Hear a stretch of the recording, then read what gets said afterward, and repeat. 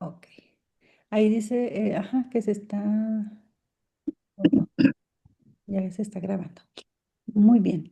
Les decía que pues les damos la más cordial bienvenida. El Instituto de Pedagogía Crítica está muy contento de estar aquí reunido con todos y todas nosotros, nosotras, con todas las personas aquí presentes, estudiantes, catedráticos, catedráticas, colegas de diferentes instituciones, de diferentes partes, de la República y de otros países. Entonces, estamos muy contentos, muy agradecidas en este caso pues, con ustedes de que se permitan estos momentos para dialogar por algo que es muy trascendente sobre todo para la lucha de los derechos de las mujeres, ¿no? Nos reunimos a conmemorar el 8 de marzo, conmemorarlo en su máxima expresión como un sentimiento de lucha, de compromiso, bueno, de un recuento de lo que se ha logrado, pero también de todo lo que nos falta por hacer.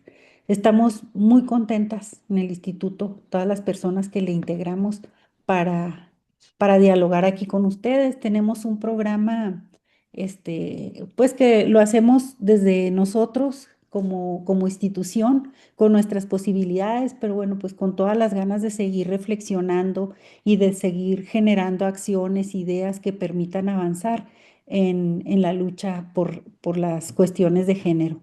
Ahorita vamos a iniciar nuestro programa con una conferencia muy interesante que creemos nosotros que enmarca perfectamente los diálogos que este año nosotros queremos suscitar, queremos provocar. Esta conferencia con la maestra Lenia Mireles Chávez, que bueno, ella es especialista en este tipo de análisis, creo que bueno, que son análisis muy pertinentes y muy frescos en este contexto que estamos viviendo. Su conferencia se denomina Una agenda antipatriarcal contra el avance del fascismo y de la guerra. O sea, como pueden ustedes observar, bueno, pues es una, es una reflexión, ¿verdad? Muy bien contextualizada, muy enmarcada a las cuestiones de género dentro del sistema patriarcal, pero también de los avances que en este momento, desde sus palabras, dice ella, desde Occidente están amenazando los derechos de la vida y los derechos de los grupos, de las poblaciones, con la instauración de políticas regresivas, ¿no? Que se manifiestan a través de guerras irregulares, inhumanas, insidiosas, ¿no? Plagadas de mentiras y de manipulación, bueno, pues que se ejecutan en Occidente, pero también en todo, sobre todo en el sur global de manera muy descarnada, ¿no?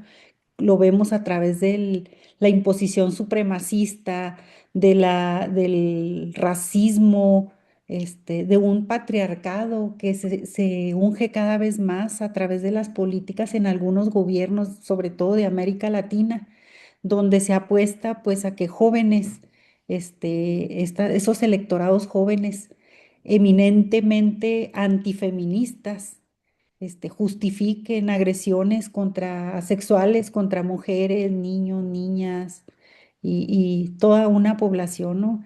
De ahí que se justifique incluso, ¿no? Que pedófilos y violadores, pues, dirijan las naciones y dirijan, acciones que dañan gravemente la existencia humana. En palabras más, palabras menos, Lenia lo va a explicar aquí más a profundidad. Bueno, pues Lenia nos va a platicar sobre este asunto, nos va a enmarcar los diálogos que posteriores semanas se van a desarrollar. Les decía, iniciamos con esta conferencia, después vamos a tener el próximo viernes 13 un panel con estudiantes nuestros que han realizado investigación en esta área de género sobre identidades de género en la escuela.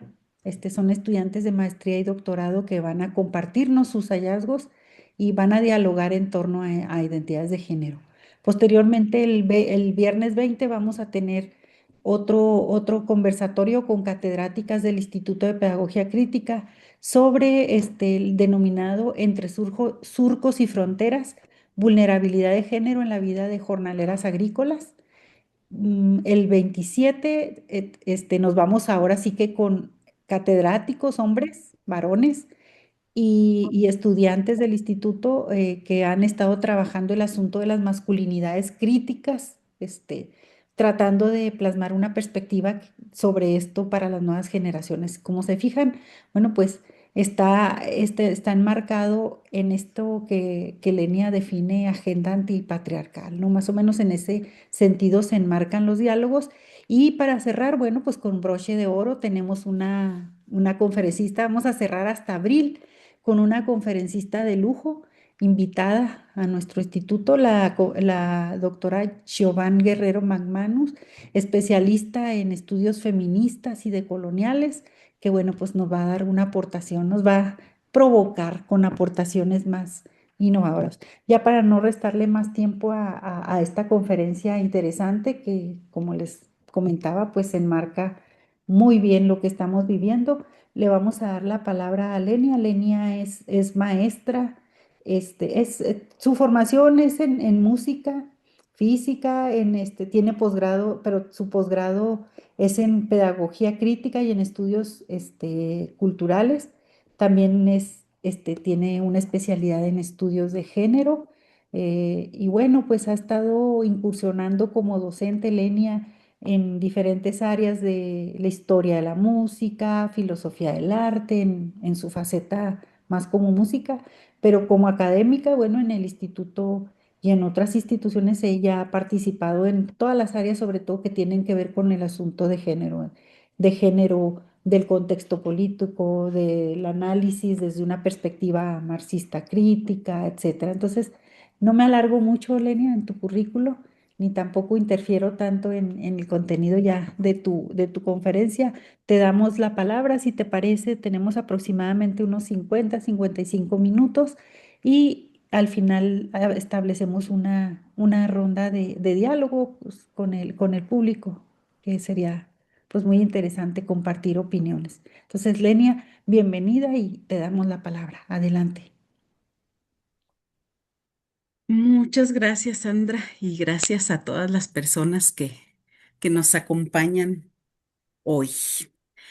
Bueno, pues creo que lo primero que voy a hacer es mm, tal vez hacer algunas aclaraciones sobre el título, que bueno, le hemos puesto una agenda antipatriarcal contra la guerra y el fascismo. Y bueno, he elegido la palabra antipatriarcal y no feminista porque pues una de las cosas que voy a proponer es que este sujeto de esta agenda pues somos todas las personas que no queremos que avancen las políticas fascistas, las políticas de extrema derecha, porque son políticas que cancelan derechos de diferentes poblaciones, de las poblaciones racializadas, las poblaciones del sur global, las poblaciones migrantes, por supuesto, las mujeres, las poblaciones disidentes del orden de género y los varones, que en cierta forma me voy a enfocar mucho en eso. Y bueno, ahorita vamos a verlo con más calma. Cuando hablo de guerra, pues como decía Sandra, estamos hablando de un sentido amplio, no solo la guerra entre estados, la guerra regular entre estados, sino la guerra, lo que la nueva doctrina de guerra estadounidense llama la guerra de amplio espectro, ¿no? Y esto quiere decir, pues, que se recurre a todos los recursos disponibles.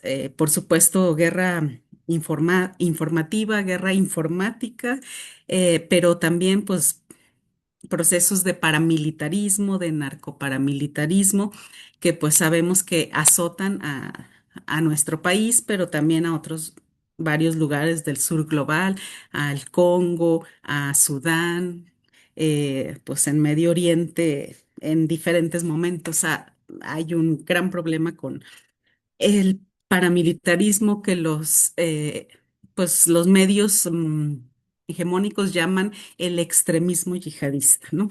Em, y pues en América Latina lo conocemos como narcoparamilitarismo en la actualidad. Y cuando hablo de fascismo, eh, pues hay una discusión, ¿no? Sobre si lo que estamos viendo, por ejemplo, con el gobierno de Trump es o no es fascismo. Eh, no le voy a entrar mucho a esa discusión, pero creo que hay algunos signos que han sido constantes en procesos fascistas desde el siglo XX, desde el fascismo italiano de Mussolini o el nazismo alemán de Hitler.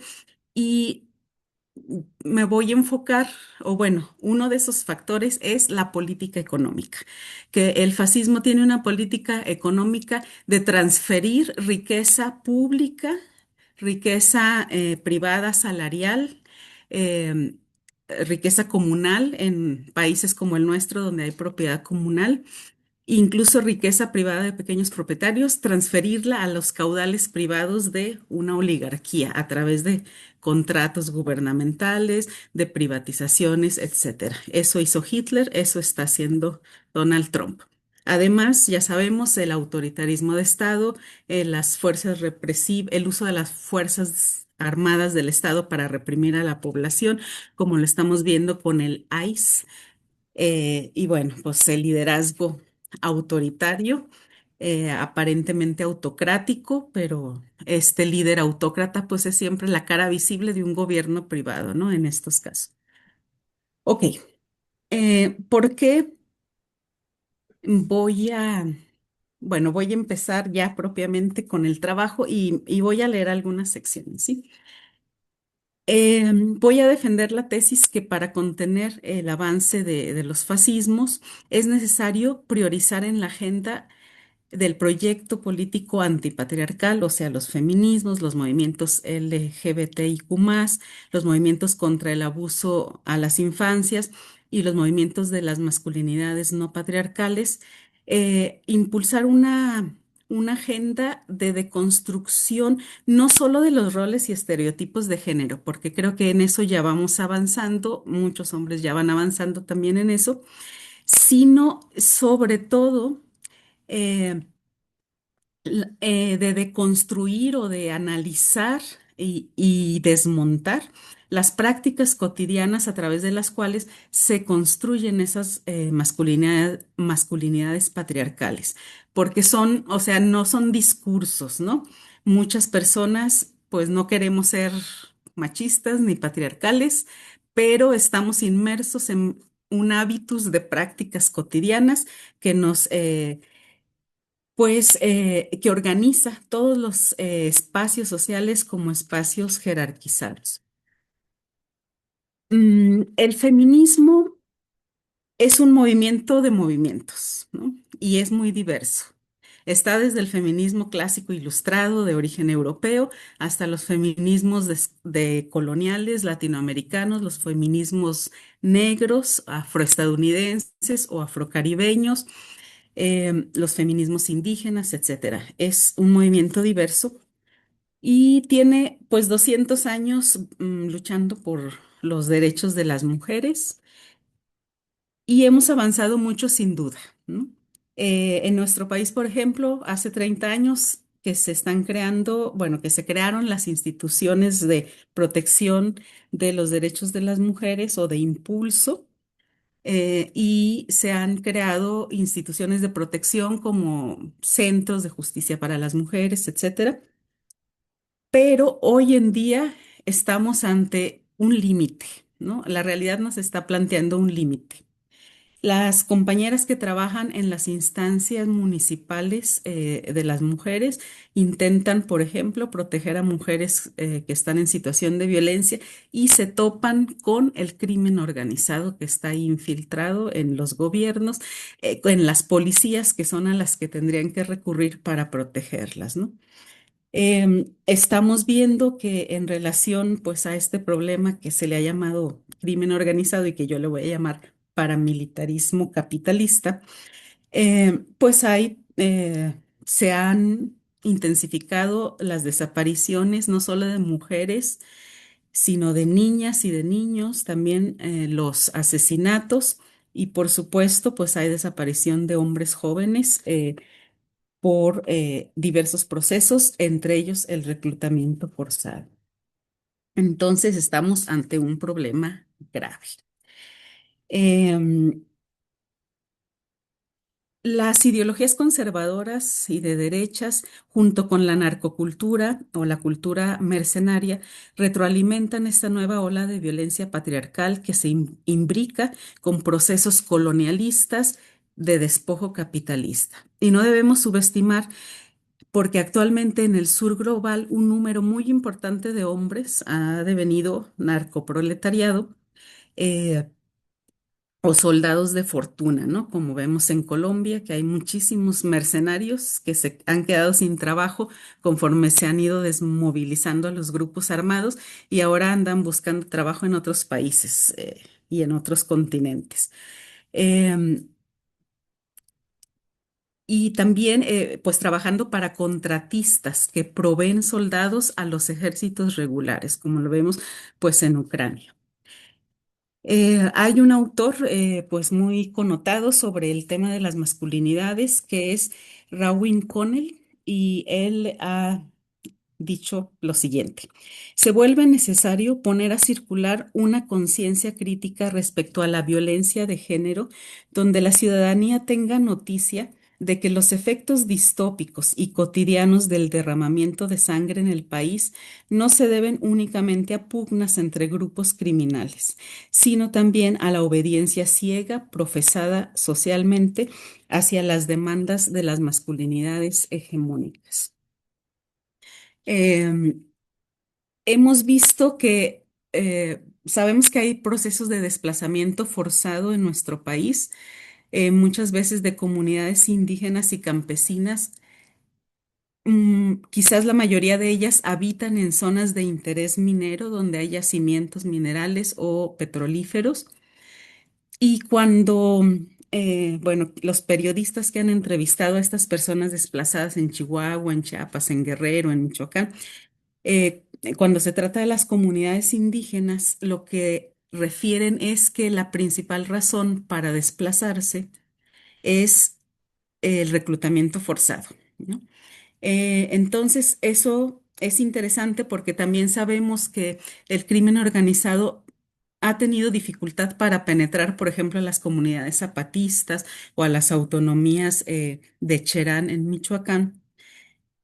Em, Y hoy lo que estamos viendo hace unas semanas en Chiapas es que las comunidades indígenas han acuñado un término que es la masculinidad pacal, ¿no? En Chiapas se creó una fuerza de acción rápida, pacal, supuestamente para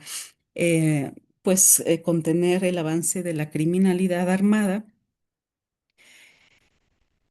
Pero sabemos que, bueno, ahorita veremos eso, pero estos grupos, pues, de alguna manera son herederos de los procesos de contrainsurgencia, ¿no?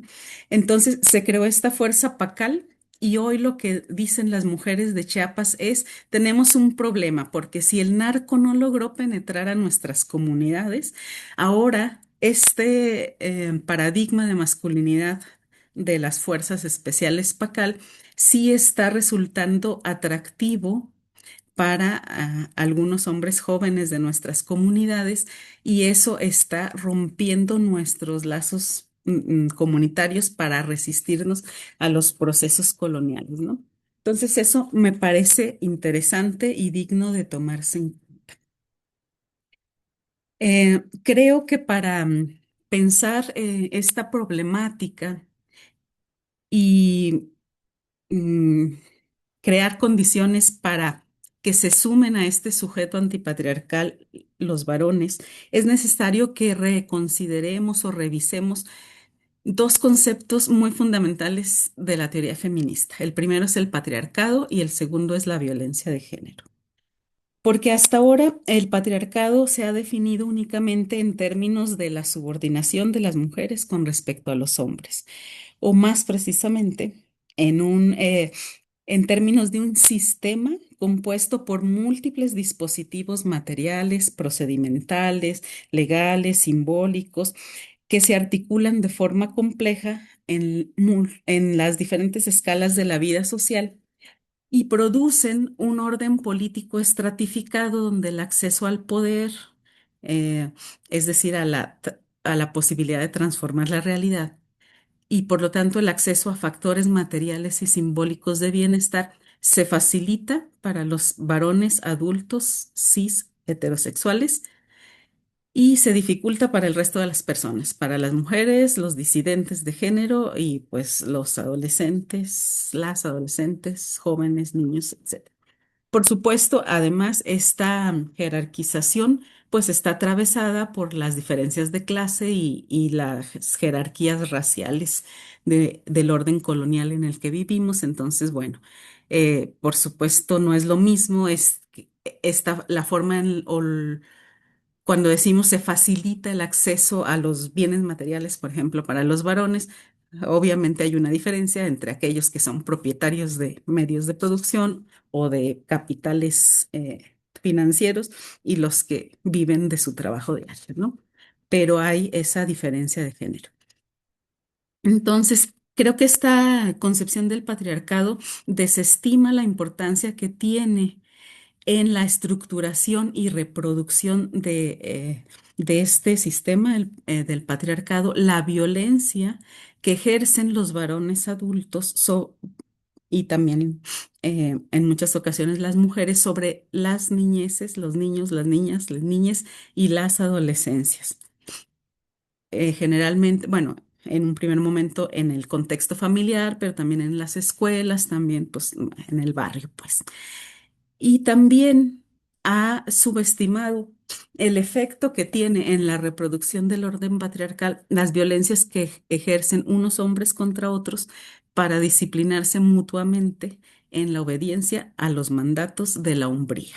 Y estoy hablando pues del bullying, por ejemplo, ¿no?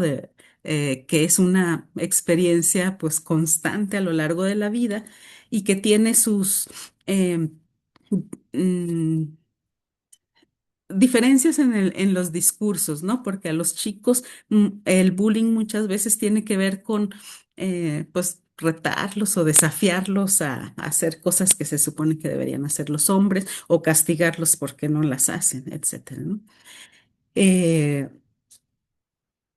entonces, la idea de que la violencia con la que son entrenados los jóvenes del crimen organizado, reclutados por la fuerza, o la violencia de la transfobia, de la homofobia, de la lesbofobia, la bifobia, el maltrato pues naturalizado a las infancias que se da en muchas familias, la idea de que esto no es violencia patriarcal, es una idea que se funda en perspectivas deshistorizadas del machismo.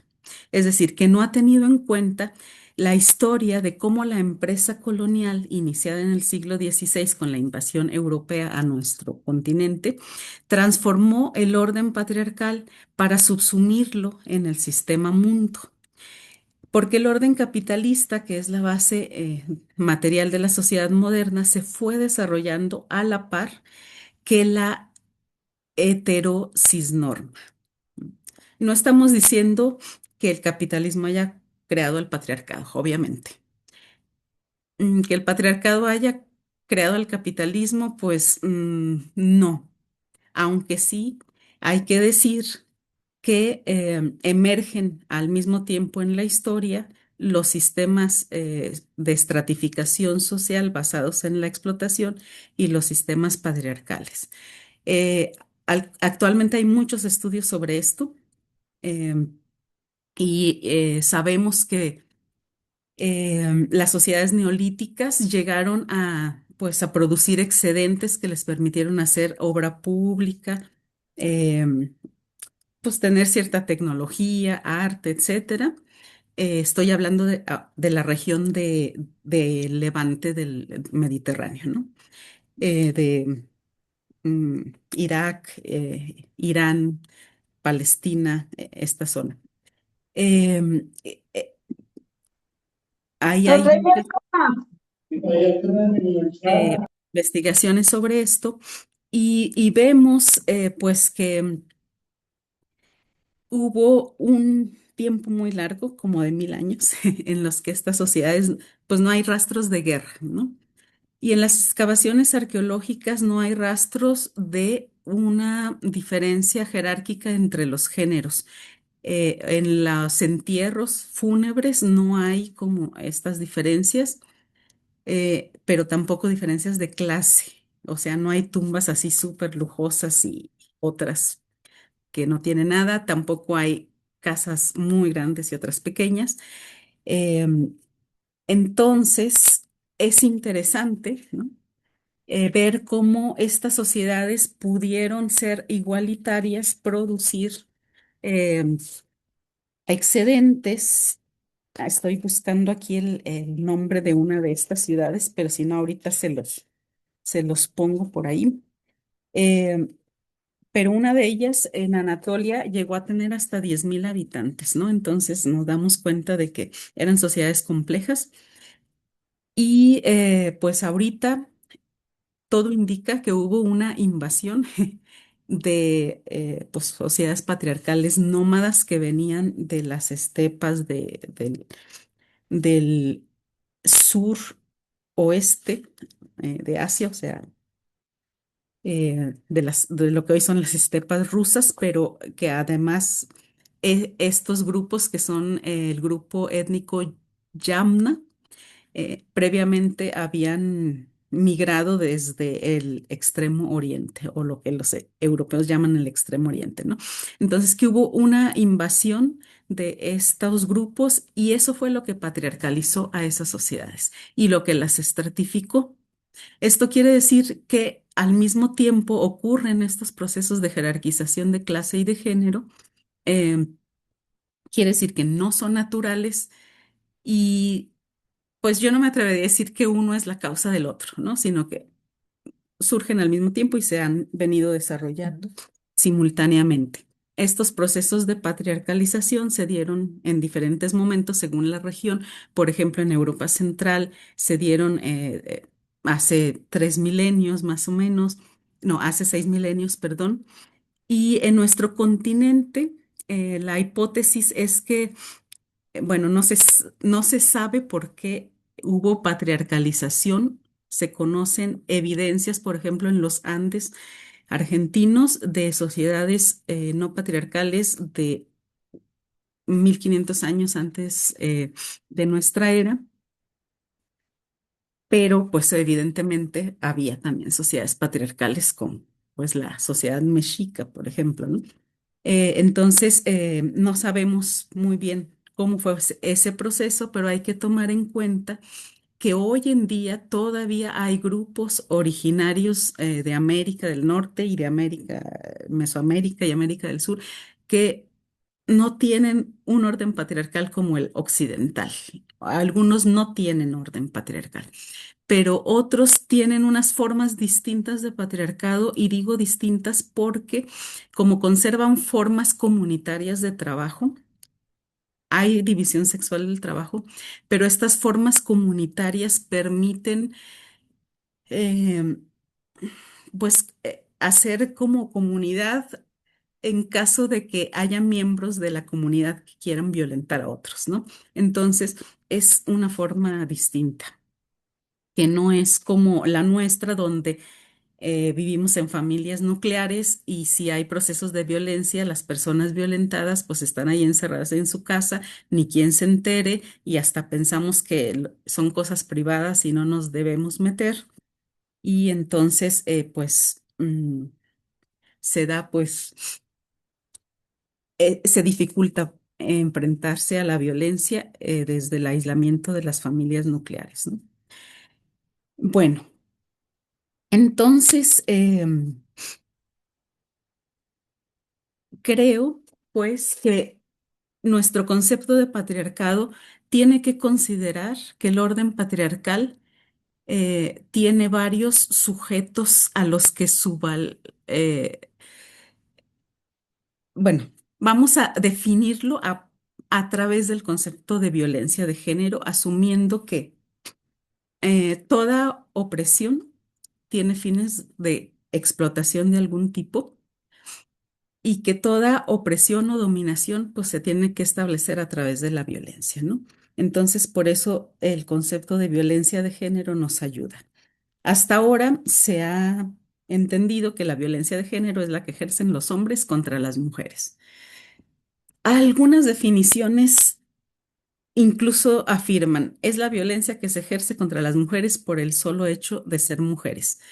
En mi opinión, esa definición no nos sirve de nada, porque si fuera así, todos los hombres, o más bien los hombres violentadores, violentarían a todas las mujeres, a todas las personas que son mujeres, y vemos que no es el caso, ¿verdad? Violentan a aquellas con las que tienen relaciones cercanas que al parecer ellos interpretan como de dueñidad o bueno, relaciones de pareja, etcétera, ¿no? Entonces, creo que no es adecuada esa definición, es demasiado abierta, no nos dice mucho. Es un poco más específica esta de la violencia ejercida por hombres contra mujeres, pero lo que yo les voy a proponer es em, que existen cuatro tipos de violencia patriarcal y digo que son violencia patriarcal porque son funcionales al orden patriarcal. Lo reproducen y lo sostienen. Y las cuatro son igualmente importantes para sostener ese orden patriarcal. ¿Sí? Entonces, además, todas ellas son toleradas y legitimadas, digo, mientras no comencemos nuestro proceso crítico de cuestionarlas, ¿verdad? Eh, Han sido toleradas y legitimadas en diversos grados por muchos sectores de la sociedad, precisamente porque pues hemos introyectado las normas patriarcales. ¿Cuáles son esos tipos de violencia? Bueno, la primera es la que ya conocemos, la violencia que ejercen los hombres contra las mujeres. Cuando esta violencia tiene el fin de naturalizar formas de subalternidad de las mujeres, en ese caso es violencia de género, ¿no? Cuando tiene el fin de someter a las mujeres o de castigarlas porque no cumplen con sus mandatos o con las expectativas del orden patriarcal del género. El segundo tipo es la violencia ejercida por los padres y también muchas madres contra las criaturas, contra los hijos y las hijas y les hijes, cuando esta violencia tiene el fin de naturalizar los roles estereotipados de género dentro de una familia, incluido el sometimiento de las infancias al pater familia, que es como el, digamos, el modelo paradigmático de familia patriarcal, o cuando la madre actúa como representante de ese pater familia, pero también vemos, por ejemplo, en las familias monomaternales hay mujeres que están como, bueno, muy preocupadas porque no hay un padre, porque no tienen como figura paterna sus hijos, así dicen, y entonces para formarlos como hombres, muchas veces ejercen más violencia. Y esa es una herida importante en los hombres. Ahorita les voy a decir cómo se ha documentado esto. Por supuesto, hay que asumir que todas, todos, todes estamos en el proceso de deconstruir nuestros introyectos patriarcales y nuestras prácticas, ¿no? O sea, no se trata de culpar y de decir, no, pues es que estas mujeres no, no, todos estamos en ese camino, ¿no? Bueno. El tercer tipo de violencia de género o violencia patriarcal es aquella que es ejercida por cualquier persona contra personas disidentes de la heterocisnorma, o sea, las personas LGBTIQ+, ¿no? Y que tiene por objeto hacer pasar por natural la organización moderna del patriarcado en las familias, o sea, tiene por objeto hacer pasar por natural la heterosexualidad y la expresión de género que le llamamos cisexual, ¿no? O sea, expresar masculinidad si se tiene um, si se tiene genitales masculinos o expresar feminidad si se tienen genitales femeninos. Entonces, a quienes no cumplen con estas normas se les castiga con violencia porque em, a pesar de que hay muchos tipos de familias, esa disidencia de la expresión de género desmiente el dogma de naturalidad, ¿no? De esta asociación de feminidad con un tipo de cuerpo y con heterosexualidad, masculinidad, un tipo de cuerpo y heterosexualidad. Desmiente este dogma y por eso se castiga. Esta violencia entonces significa como anormales pues a las personas disidentes de esas normas. Y se considera legítimo en muchos espacios sociales el sacrificio de la especificidad de cada persona para uniformar la expresión patriarcal del género, ¿no? Y entonces, pues, no sé, niños que son más sensibles o que tienen intereses que no son típicamente masculinos, pues son molestados por sus compañeros, igual pasa con las niñas. Y de ahí, pues nos podemos ir hasta los asesinatos por homofobia, bifobia, transfobia, etcétera. Bueno, el cuarto tipo de violencia funcional es la violencia que ejercen los hombres contra otros hombres para disciplinarse mutuamente en los mandatos de la hombría. Esto concretamente se expresa en, por ejemplo, la obligación de reconocer jerarquías entre hombres. Que tiene pues una relación con la naturalización de las jerarquías sociales. Por ejemplo, pues el académico más prestigiado, ¿no? Es como el macho alfa del entorno y entonces si uno es un académico joven, pues hay que mostrar todas las habilidades que uno tiene para que lo vea ese patriarca y lo valide, y, ¿no? Este, por ejemplo, ¿no? También el mandato de competir continuamente entre hombres para la supremacía.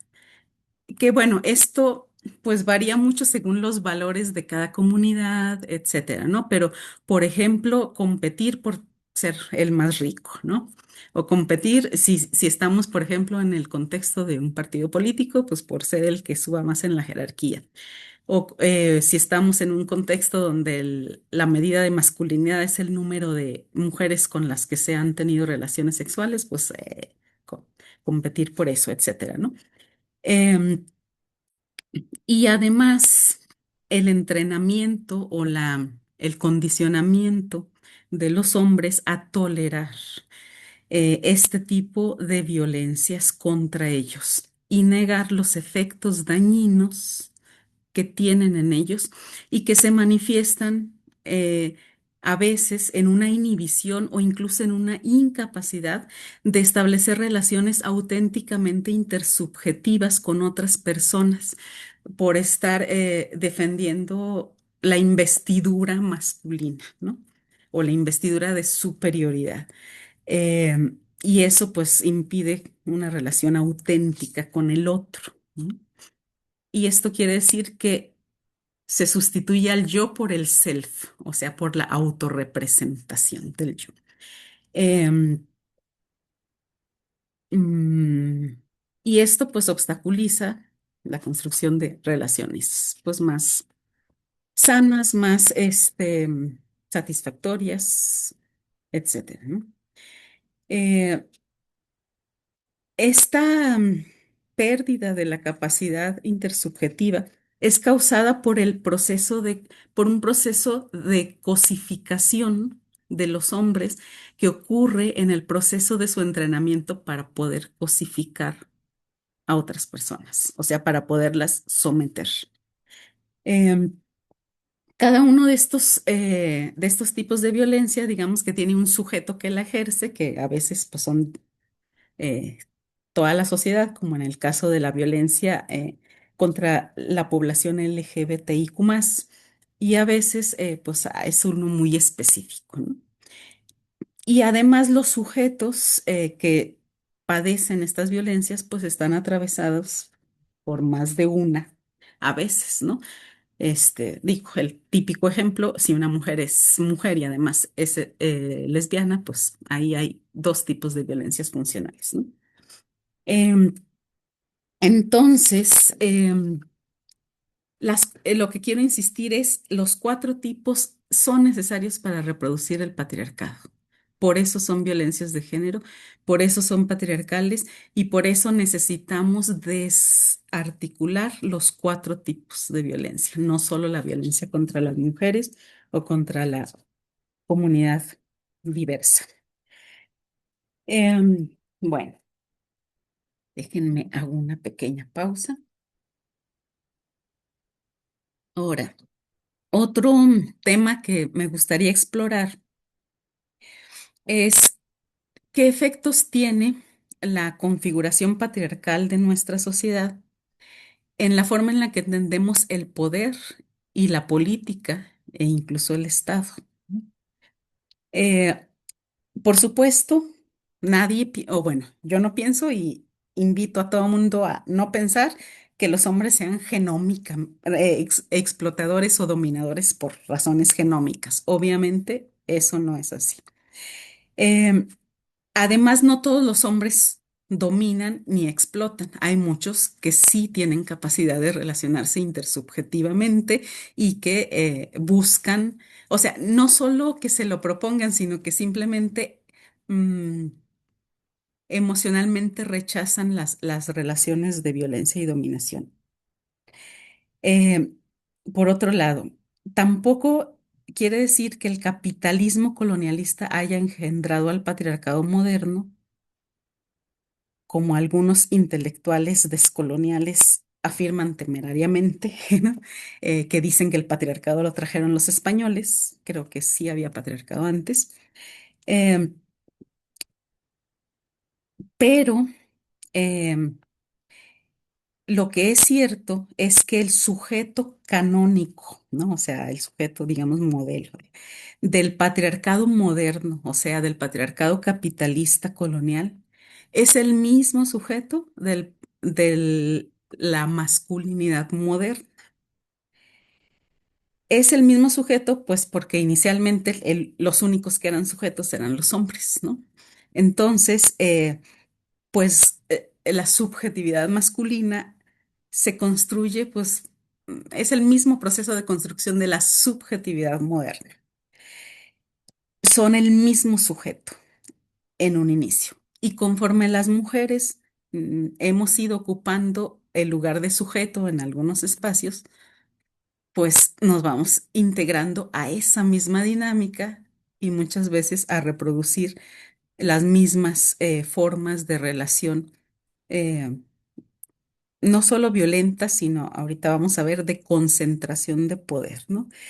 Em, en- entonces, capitalismo o modernidad, que es capitalismo colonial, y patriarcado, uno es la trama, otro es la urdimbre de la modernidad. Y el día que cualquiera de ellos pierda su hegemonía, el sistema mundo y sus poderes opresivos dejan de existir. ¿Cuál va a caer primero? No lo sabemos. No creo que haya razones para decir que tiene que caer primero uno que otro, pero el que caiga primero, ese va a tirar al- a la modernidad, tal como la conocemos, ¿no? Entonces, esa es una muy buena razón para que los hombres que no están de acuerdo con el capitalismo y con el colonialismo se sumen al proyecto antipatriarcal. Eh,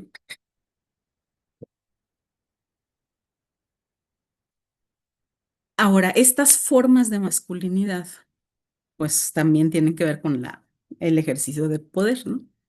Y entonces han dado lugar a nuestra epistemología del poder, la epistemología moderna, eh, que entiende al poder, que el poder es poder solo cuando se concentra en un líder o en un grupo, ¿no? Y los seguidores de este líder reconocen la legitimidad que él tiene o ella tiene para ejercer el poder en nombre propio sobre otros, ¿sí? A esto Enrique Dussel le llama forma fetichizada del poder, porque se vuelve como un objetivo concentrar poder, en lugar de entenderlo como el poder es para sumar, o mejor dicho, el poder se construye sumando los poderes de todos para transformar la realidad, que es la propuesta, por ejemplo, de los zapatistas, ¿no? Y de muchas comunidades originarias. Además, se considera que la prueba del reconocimiento de la autoridad del líder es la validación incondicional de ese líder, lo cual se traduce en obediencia acrítica y jerarquización estricta. Entonces, los hombres y por supuesto también las mujeres que se sienten llamadas a la vocación de dirigentes compiten entre sí para ir concentrando poder en su persona y la mayoría de ellos, claro, siempre hay excepciones, lo hace siguiendo un algoritmo patriarcal. No necesariamente porque sean partidarios de la ideología patriarcal, muchas veces no son partidarios, son feministas. Eh, pero el sistema los mete en esa dinámica, en ese molde, y es la única forma, pues, de que puedan llegar, digamos, a un puesto de representación popular o algo así. ¿En qué consiste ese algoritmo patriarcal? Consiste en que para ascender al siguiente escalón de la jerarquía de poder, se necesita buscar el respaldo de un mentor o a veces una mentora, que tenga más poder o más prestigio o una jurisdicción más amplia, ¿sí? La relación que se establece con ese mentor no necesariamente es de maestro o aprendiz, sino que se parece más a la relación de un hijo con un padre patriarcal, en la que el pupilo debe someterse a la autoridad del mentor, quien le exige obediencia y un vínculo más o menos privilegiado de lealtad. Y a cambio lo protege, le va abriendo camino, le enseña cosas, pide favores para el pupilo a otros jerarcas, y le comparte de su capital social y lo impulsa, ¿no? Para que después de un tiempo, idealmente, se independice de ese mentor, ya sea para pasar a la protección de un mentor más poderoso o para volverse él o ella misma mentor o mentora, ¿no? Cuando alguien se sale del huacal y no es suficientemente leal, suficientemente obediente, suficientemente disciplinado, se le expulsa de las estructuras que concentran poder, de los partidos, de las instituciones.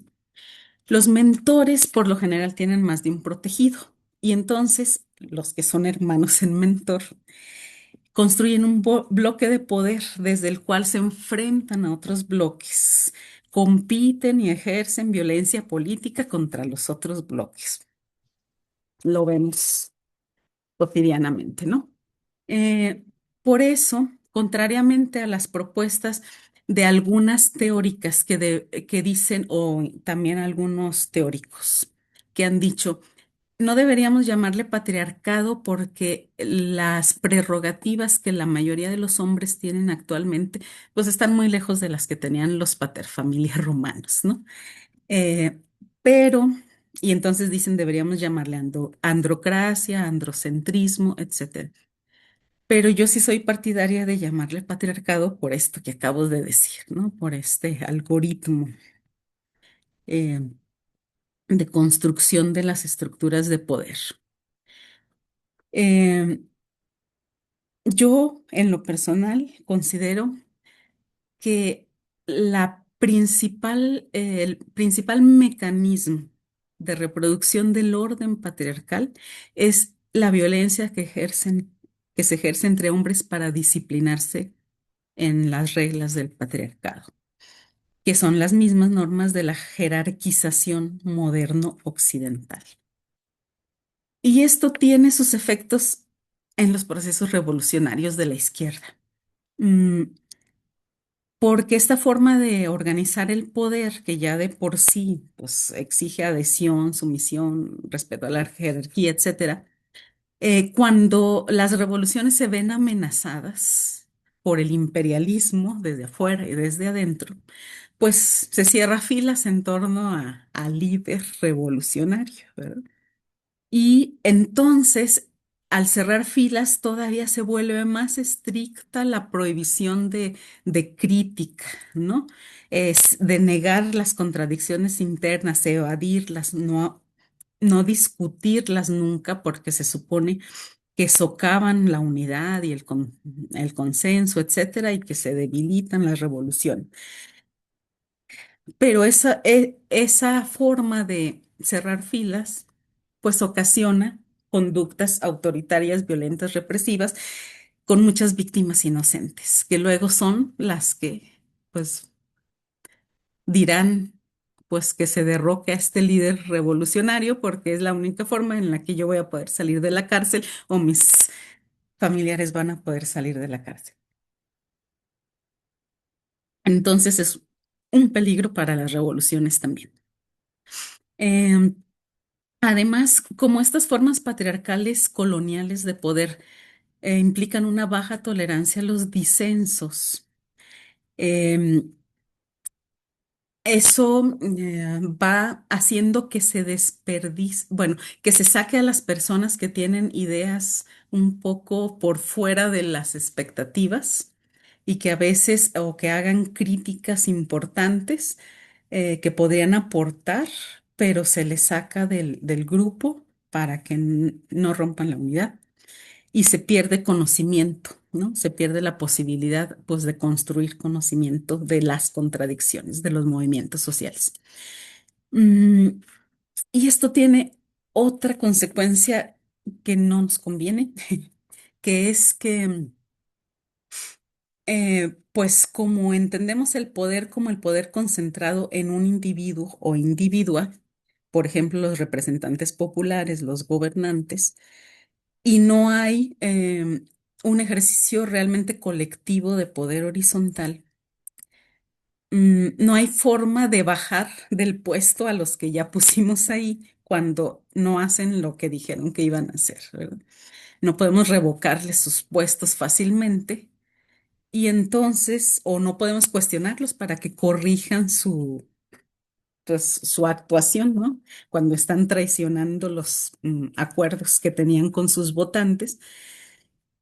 Y entonces esto propicia que cada ciclo electoral pues vayan sobreviviendo los depredadores y vayan haciendo alianzas entre ellos.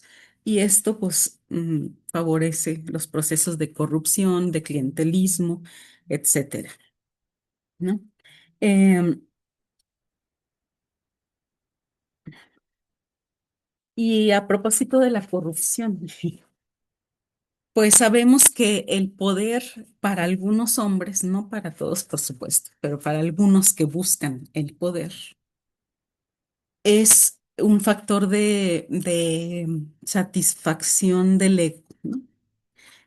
Entonces, si alguien llega y les ofrece algo que los empodere más, aunque eso implique traicionar a su grupo o movimiento político, pues a lo mejor pues, sí les seduce el ego.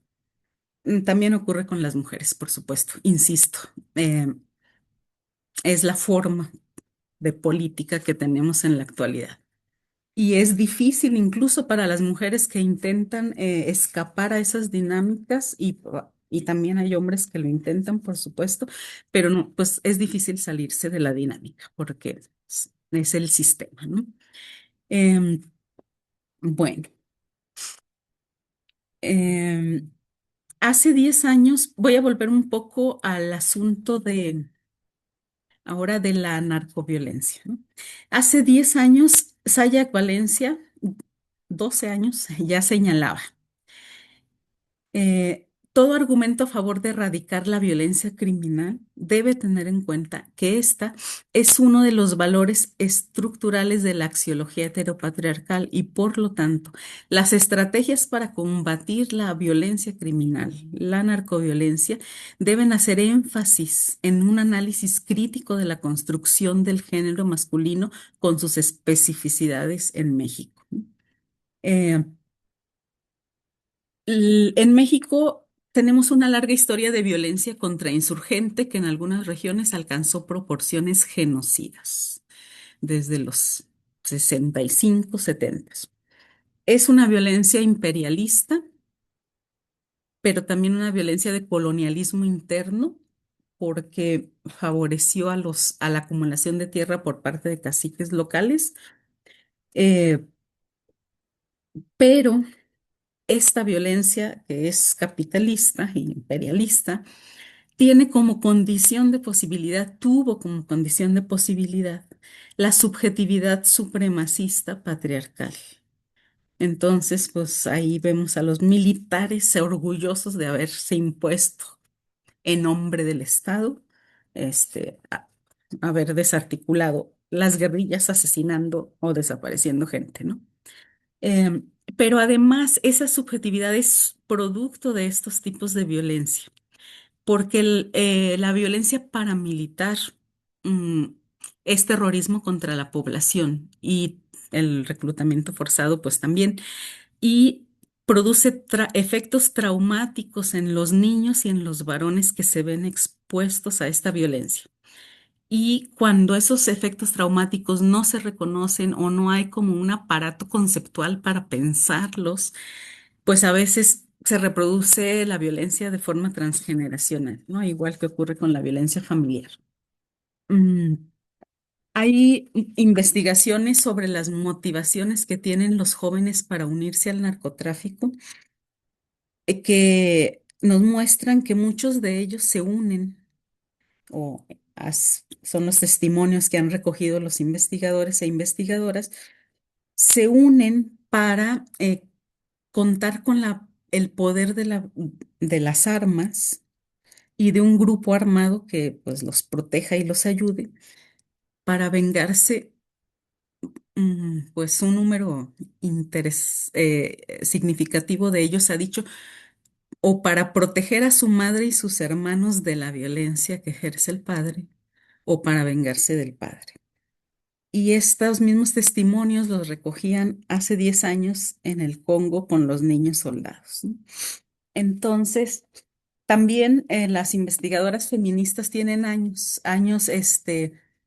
mm, registrando cómo en las comunidades indígenas, pues que tenían ciertas dinámicas de colectividad y de cooperación, cuando llega el narco y se instala, aumenta la violencia contra las mujeres, se rompe ese tejido comunitario, ¿no?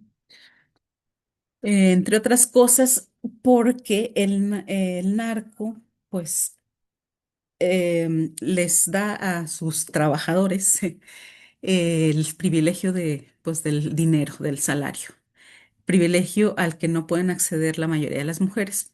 Hay últimamente chicas sicarias, pero pues son muy pocas, ¿no? Entonces, em, ese privilegio del salario, del narcosalario, lo tienen los hombres. Y esto lo quiero relacionar con algo que mm, ha documentado Aura Cumes, que es una antropóloga maya, cachiquel, es guatemalteca, que ha estudiado los procesos de formación del Estado Nacional en Guatemala después de la independencia formal de España. Y pues eh, ha documentado, ¿no? Pues en base a fuentes históricas, cómo todavía, bueno, antes de la independencia, algunas mujeres trabajadoras o indígenas eran propietarias de pequeñas parcelas de tierra, incluso considerando que el capitán general de Guatemala fue el sanguinario Pedro de Alvarado, que hizo pues la masacre de Tenochtitlan, ¿no? Pero a pesar de eso, algunas mujeres indígenas conservaban el derecho a la propiedad de la tierra y ese derecho quedó cancelado con la independencia. Y lo que hicieron los criollos que ahí se quedaron fue pues formar grandes fincas agrícolas donde solo pagaban salario a los hombres, ¿no? Y eso es interesante porque entonces es lo que Silvia Federici ha llamado el patriarcado del salario. El capitalismo organizó esa parte del patriarcado, restringiendo en un primer momento o en un primer siglo en América y también en los primeros siglos en Europa. Esto ocurrió restringiendo el acceso al salario, ¿no? Y con todo lo que eso implica. Nancy Fraser, que es una teórica estadounidense de la nueva izquierda, ha hecho un estudio de cómo el capitalismo ha hecho como diferentes propuestas de reproducción de la sociedad. Una fue la familia monosalarial, ¿no? Y en los 50, etcétera, solo el padre trabajaba y con eso alcanzaba supuestamente para, pues, para toda la familia. Después de la guerra entran las mujeres al mercado laboral, y también vienen los movimientos feministas. Las mujeres, o muchas mujeres, no todas, pero acceden al salario, todavía no igual, pero entonces ese es como otro modelo. El hombre y la mujer de la familia nuclear trabajan ambos. O sea, para vivir se necesitan dos salarios. Es como otro modelo que han eh, eh, impulsado pues a través de políticas que no son explícitas, ¿no? Mm, en el neoliberalismo lo que vemos es que hombres y mujeres en ciertos estratos han sido arrojados a la precariedad, a la informalidad, y vemos entonces un modelo de reproducción social, dice Fraser, pues comunitario, encargado bueno, que son las mujeres las que se encargan. Y un ejemplo de esto, pues son las patronas que alimentan a los migrantes que van en la Bestia, ¿no? A esa comunidad la mantiene con vida ese grupo de mujeres en ese trayecto, ¿no? Y así, pues hay comedores comunitarios en Argentina que han sido, pues, y fundamentales para mantener a la gente con vida en los momentos más difíciles de las crisis económicas que han tenido. En Guerrero, en la actualidad, son las mujeres las que están alimentando a los migrantes centroamericanos que van por la sierra para escapar pues, de la trata que realiza el crimen organizado, y son las mujeres también. Entonces, ese es otro, no sé si lo planearon, pero pues así se han registrado como esos diferentes modelos de reproducción social. ¿Qué vemos con el fascismo? Bueno, el fascismo trumpista, el de Milei, está destruyendo las instituciones para el cuidado de la vida, ¿no? Las instituciones de seguridad social, de pensiones, de salud, los comedores comunitarios y hasta la educación a veces, ¿no? Al mismo tiempo, promueve una restauración de los roles de género tradicionales. Y por ejemplo, en las iglesias neopentecostales que hoy sabemos son financiadas por la CIA, algunas de ellas, no sé si todas, se han organizado grupos de mujeres antifeministas, ¿no? Entonces, estos fenómenos, ¿qué podemos decir al respecto? Pues que están preparando a las mujeres para que acepten cuando se terminen de destruir o desfinanciar las instituciones de cuidado de la vida, pues otra vez recaigan en las mujeres ese trabajo sin salario de por medio. Bueno, ya para ir cerrando, con todo lo que he expuesto aquí, creo que es absolutamente imprescindible que los varones se integren al movimiento antipatriarcal, aquellos que quieran luchar contra los sistemas de dominación, ¿no?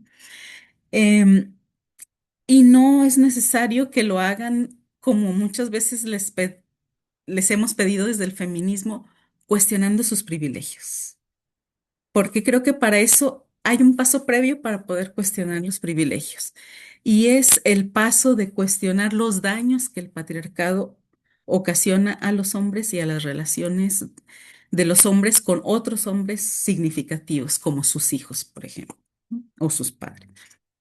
Em, Lidia Cacho hizo una compilación de testimonios de hombres en un libro que se llama Ellos hablan. Lo recomiendo mucho.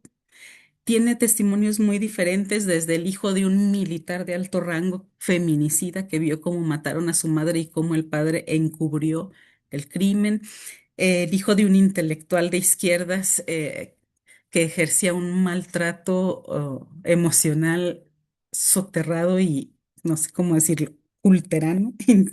Este, de, o sea, hay diferentes testimonios de hombres sobre su experiencia con la violencia patriarcal.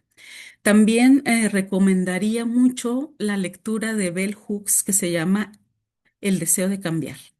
Ese libro a todos los hombres que yo conozco que lo han leído les ha gustado, entre otras cosas porque critica pues algunas posturas feministas que a o formas de plantear los problemas del feminismo pues que causan animadversión, ¿no? En los hombres o resistencia, pero no solo por eso, sino porque Bell Hooks analiza los problemas de los hombres. Ella ha sido maestra durante muchos años y ha pues hablado con sus alumnos sobre estas cosas y de ahí ha salido este libro y está bien interesante, ¿no? Eh, y bueno, hay actualmente pues muchos TikTokers, YouTubers que se dedican a criticar o a analizar pues los efectos de la patriarcalidad sobre los hombres y yo creo que están aportando mucho porque sí es bien importante, o sea, la deslegitimación del patriarcado puede ser mucho más rápida si los hombres participan y eso los va a liberar a ellos también de las violencias, pero además también hay que considerar eh, qué les vamos a dejar a las nuevas generaciones, ¿no? O sea, las feministas nos hemos preocupado por darles a las mujeres jóvenes herramientas, pues para que puedan identificar la violencia, puedan cuestionarla. ¿Qué van a hacer los hombres al respecto, ¿no? Con los hombres jóvenes. Porque además hay un montón de influencers de derecha, como el Temach, ¿no? Que lo que están haciendo es inocular un discurso incel en los jóvenes que ni siquiera, o sea, ni siquiera les dan chance de que tengan su experiencia con las mujeres y pues si es mala, lo digan y la critiquen, ¿no? No, sino que están insistiendo en que las mujeres somos un peligro y estamos como quitándoles derechos a los hombres, etcétera, ¿no? Y están pues sembrando como resentimiento, ¿no? Entonces, eso además de que va a dificultar las relaciones de esos jóvenes cuando crezcan, pues ocasiona incidentes como los jóvenes incel que han cometido asesinatos en sus escuelas, ¿no? Bueno, entonces, pues yo me quedaría aquí con esta invitación para que, pues todos los hombres que tengan incidencia en las nuevas generaciones consideren esto y además les aseguro que eso va a estrechar sus vínculos afectivos, no solo con las mujeres, sino también con los hermanos, los amigos, los hijos, los compañeros. Y bueno, pues aquí me quedo. Muchas gracias. Creo que podemos abrir un espacio de diálogo. Todavía hay algo de tiempo. Y Lenia, adelante, Lenia, a ver quién guste de tomar la palabra.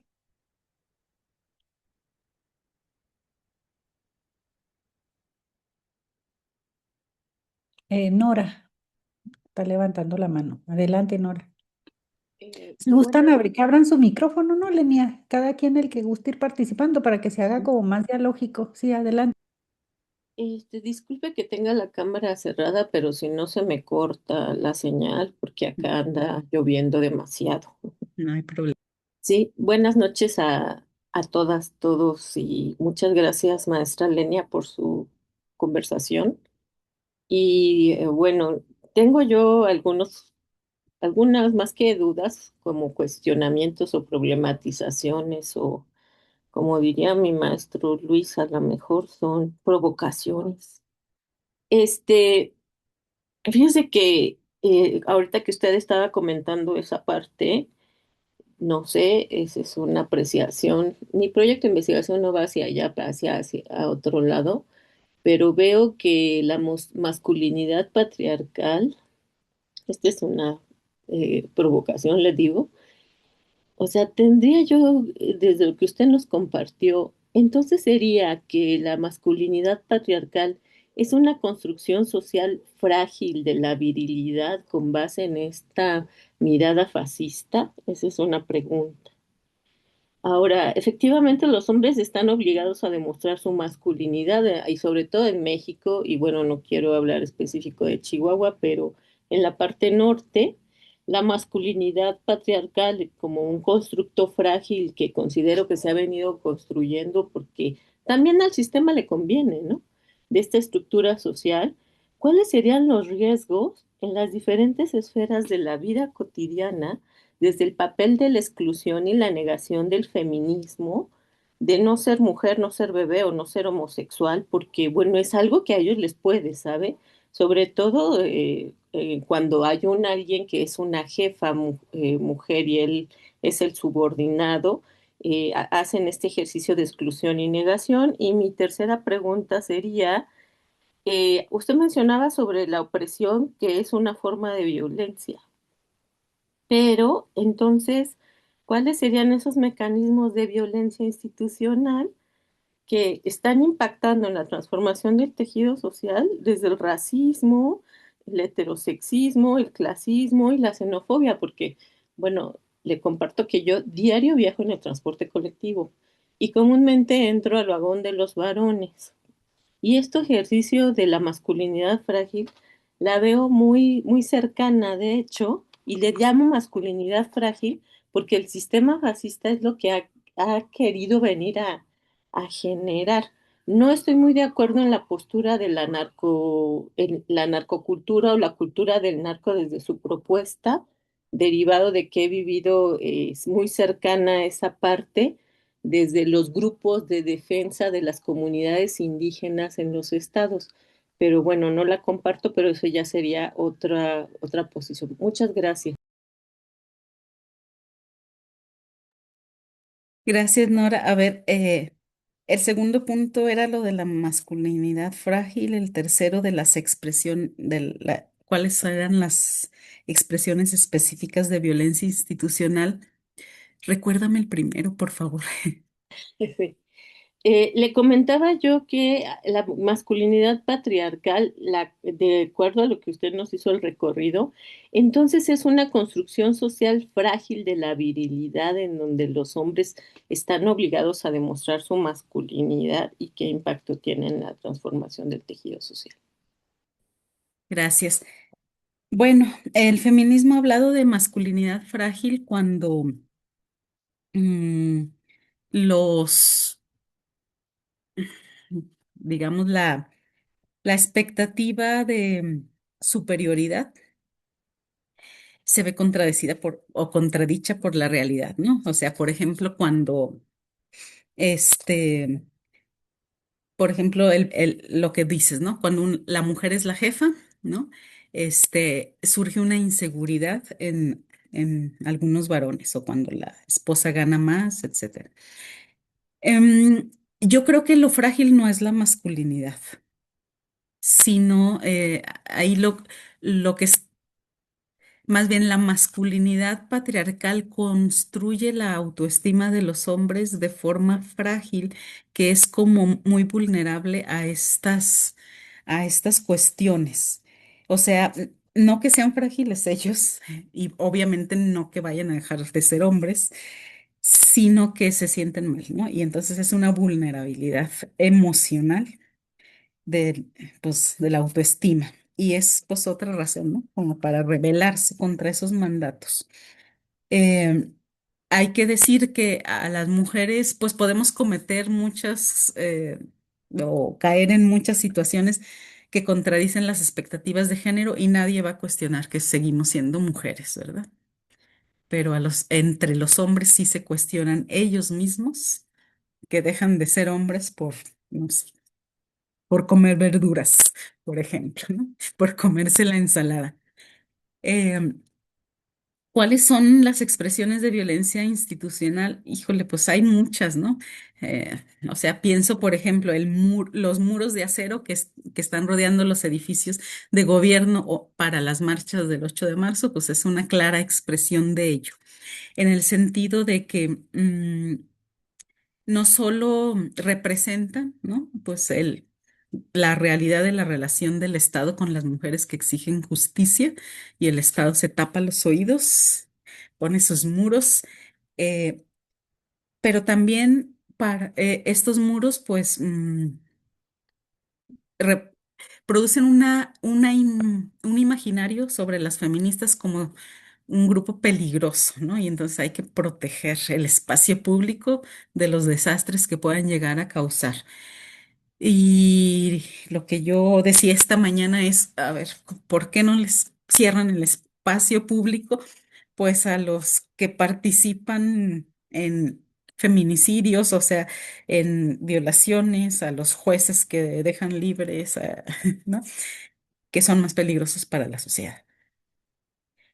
¿Cuáles son los riesgos? Pues creo que eso es algo que solo los hombres nos pueden decir. O sea, alcanzamos a intuir que no es fácil cuestionar eso desde el lugar de los hombres y lo entendemos, ¿no?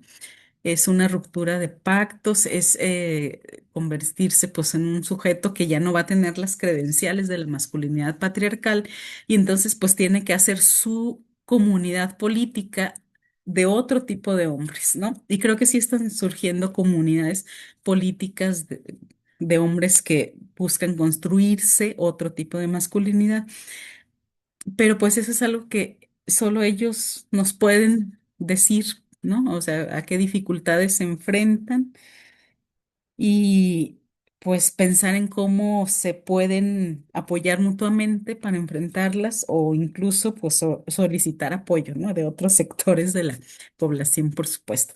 Pero creo que eso es algo que más bien tienen que analizar ellos.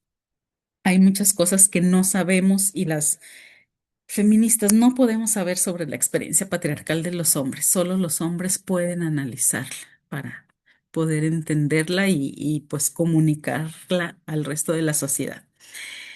Espero haber más o menos respondido a la provocación. Alma Alma, y Alma, después Rosalío, ¿no? sí. Permítame. Pues yo creo que seguimos provocando, ¿no? la discusión. Yo creo que el patriarcado, pues viene desde mucho antes que el mismo capitalismo, ¿no? O sea, eso es claro y nace hasta donde he leído o hasta donde he visto cuando se nace la propiedad, ¿no? De ahí en adelante, porque entonces ya hay opresión. ¿Y por qué la mujer?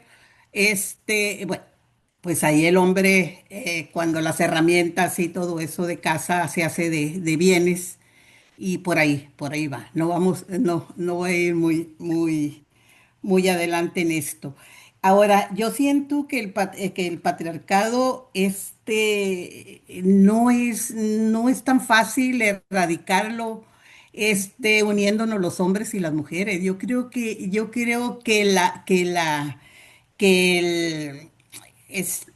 el patriarcado, somos víctimas los hombres y las mujeres también del patriarcado, porque el género como una construcción social ya nos marca desde que nacemos por dónde debemos de ir y no nos debemos de salir de ahí, pero es una construcción social que ha hecho el mismo sistema opresivo para pues aprovecharse de esa situación, ¿no? Las niñas, como decimos, nacemos con la muñeca en los brazos y el hombre con la pistolita o con el carrito. Creo que esa construcción social es y eso es lo que hace difícil que se entienda. Ahora, la violencia sí es ¿cómo se llama? es una situación que hay que analizarla, pero yo creo que la debemos de analizar dentro del desarrollo del capitalismo como tal, con la situación que nos oprime a todos y sobre todo, estar muy claros que la mujer y yo me considero feminista socialista porque creo que si no combatimos este sistema, no vamos a sentar las bases para acabar con con el patriarcado. El patriarcado, desde mi punto de vista, no se acaba nada más con que hagamos el socialismo. La mujer todavía tiene que seguir luchando porque ya es una formación que se trae, como decías, de muchísimos años, en que el hombre es el que manda, bueno, por la violencia que ejerce. Y creo que sí, es muy bien, es muy bueno que el hombre entienda, sobre todo que entendamos los roles que jugamos en este sistema, porque no estamos, yo creo que ninguna feminista estamos en contra de los hombres. Estamos para estar, no queremos ir atrás del hombre, queremos estar junto al hombre, tener los mismos derechos, y obligaciones también. Creo que sí hay excepciones, tanto en mujeres como en hombres, en el comportamiento, pero lo general está ¿cómo se llama? En el sistema que vivimos. Entonces, la violencia, creo que debemos tener cuidado en ese manejo porque la violencia, y sobre todo ahorita, ¿no? Que está Trump detrás de nosotros, narcoterroristas, Entonces, debemos de tener mucho cuidado porque en la apreciación que debemos de tener sobre esto, porque sí es cierto todo lo que comentas sobre el narcotráfico, pero es parte del sistema que vivimos, ¿verdad? Entonces creo que pues esa es el, como decía la compañera anterior, pues el punto de debate, ¿no? Gracias. Muchísimas gracias, Alma. A ver, yo Eh, quisiera hablar. eh, ¿Quieres hablar antes de que comente lo que dijo Alma? No, no, no. Comenta y Ajá. luego me dan la Sí, palabra, por favor. porque sí, estás tú primero y después Angie, que levantó la mano. Ujú. Sí, así nada más para que no se me vaya a mí la idea. Eh, bueno, definitivamente yo no, no sé cómo, he intentado de muchas formas, ¿no? Expresar que la crítica al patriarcado no es una crítica a los hombres, ¿no? El patriarcado es un sistema donde todas, todos y todes nacemos y las dinámicas sociales nos van subjetivando como, pues, de formas patriarcales hasta que no empezamos a cuestionar. Pero ciertamente no es fácil, como mm, en algunos casos, ¿no? Que esto se pueda entender. Pero sí quiero hacer énfasis en que precisamente como son las condiciones en las que nacemos, aquí no se trata como de una cuestión moral de que vamos a recriminarles a los hombres. Es decir, a hombres específicos se les puede recriminar la violencia específica que ejercen, pero no les vamos a culpar a todos los hombres del mundo del patriarcado, ¿no? Em, y además tampoco creo que los hombres deban cargar como una culpa histórica, como si tuvieran una deuda histórica con las mujeres, ¿no? O sea, los que tienen una deuda histórica son los que nos heredaron el patriarcado y la tienen con todos nosotros, ¿no? Las y los que nos heredaron el patriarcado.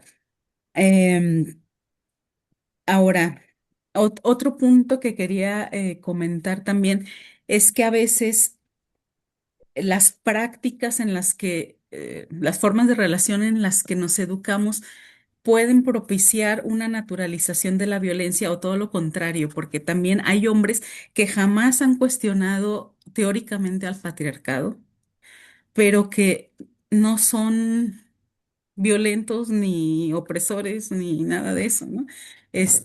Entonces también se dan esos casos. Luego, respecto a esto que dices, bueno, me voy a ir primero a algo que sí quiero aclarar así. En la izquierda se repite mucho que el origen de la opresión, mm, de la explotación de clase y de la opresión de las mujeres es la propiedad privada. Y eso tiene una premisa antes, que la propiedad privada fue posible cuando las sociedades pudieron producir y acumular excedentes, ¿no? O sea, cuando hubo sedentarización y desarrollos tecnológicos que lo permitieron. Eh, Estas investigaciones de las que les hablé brevemente sobre las sociedades de Levante nos muestran que hubo sociedades que producían excedente y lo acumulaban y lo usaban de forma comunitaria. Entonces, el excedente no es la causa de la propiedad privada, es una condición de posibilidad. No hay propiedad privada sin excedente, pero excedente no nos lleva directo a propiedad privada. Y por 1000 años o más no fue así. Otra cosa es que, como les decía, si en esa región de Levante ocurrió al mismo tiempo la jerarquización social y la patriarcalización, entonces ninguna es causa de la otra, están siempre imbricadas. Y es cierto que el feminismo, pues para tener más éxito en sus propósitos, tiene que luchar contra el capitalismo y contra el colonialismo, igual que el colonialismo tiene que luchar, digo, el anticolonialismo contra el capitalismo, contra el patriarcado. Es decir, tienen que ir juntas las luchas. Lo que quiero decir es que para fines analíticos las podemos separar para analizar cómo funciona la naturalización de la jerarquización en cada uno de estos subsistemas, por así decirlo, pero son parte del mismo sistema, tienen que ir juntas, pero no jerarquizadas. Eso es importante, eh, porque si jerarquizamos, estamos como desatendiendo algunos lugares del sistema donde podríamos incidir con nuestra acción política. Mm, las arqueólogas les han hecho análisis de ADN a los restos prehistóricos de personas cazadoras y han descubierto que la proporción de mujeres que se dedicaban a la caza era entre el 30 y el 50%. Y eso es bien interesante porque entonces salir a cazar no era actividad exclusiva de hombres y la posibilidad de acumular, ¿no? Los productos de ese trabajo de caza, pues tampoco era una prerrogativa exclusiva de los hombres. Ese es otro mito que necesitamos, pues, como difundir que la ciencia lo ha desmentido, ¿no? Y eso lo ha desmentido con pruebas de ADN. Ah, bueno, y me regreso un poco a esto que les decía de las invasiones patriarcales al Levante. En algún momento se hizo el proyecto del genoma humano y pues, se juntaron muchísimas muestras de ADN de todos los grupos humanos y pues digamos ahí salió cuál es el perfil genómico de los europeos o de tales regiones, ¿no? Lo que descubrieron ahí es que en la época de las invasiones patriarcales a la zona de Levante se interrumpieron los linajes de ADN, del ADN que se produce únicamente por vía masculina. Y eso quiere decir que en esas invasiones masacraron a los hombres que vivían ahí. Y los otros, pues seguramente se fueron desplazados por la fuerza, porque el ADN mitocondrial que se produce, que se transmite por linaje materno, ese no se interrumpe y el masculino sí. Entonces, eso es bien interesante para pues revisar, ¿no? Las bases que tenemos en la izquierda para pensar la cuestión de género. ¿Y qué más? Si quieres, No sé le si damos se la me... palabra a Chalío, ¿no? Y luego a Angie, para Sí, que... adelante, Chario.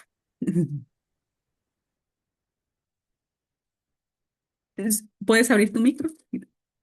Ahora Gracias. sí se oye. Sí, ¿Sí? sí, Bueno, sí.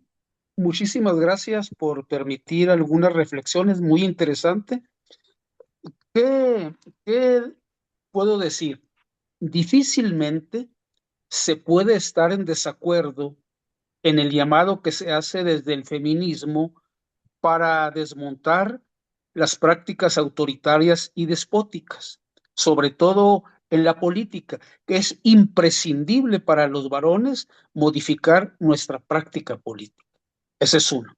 Lo otro que me surgió a partir de los comentarios que hiciste, Lenia.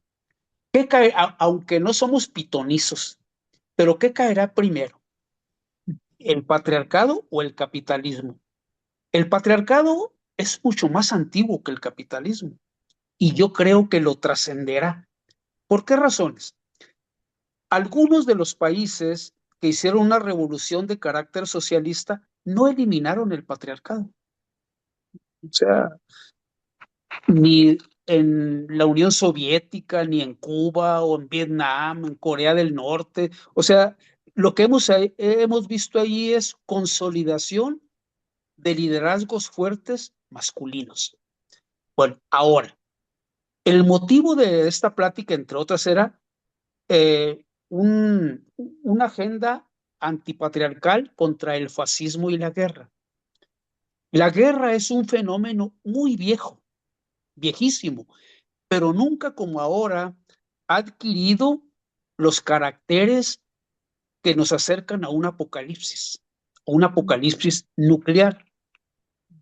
Eh, Ahora las guerras son de carácter catastrófico que amenazan incluso la vida misma en el planeta.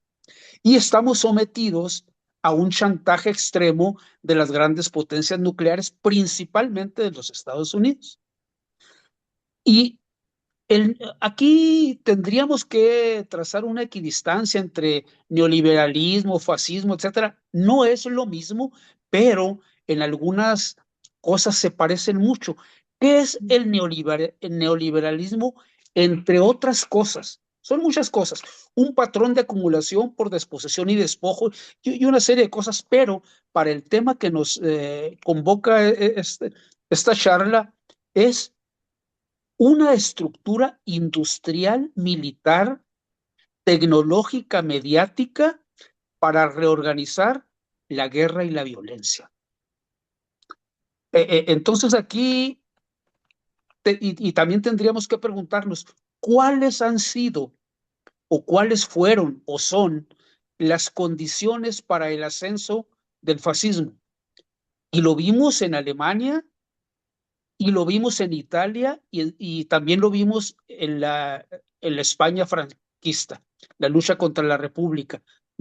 Cuando menos dos cosas esenciales. Una, la imposibilidad de la socialdemocracia para resolver las grandes problemáticas populares a las que, a las que habían dicho que accederían los pueblos, y la otra, la enorme división, pugna brutal entre las fuerzas revolucionarias o entre las fuerzas comunistas, por decir algo, o de izquierda.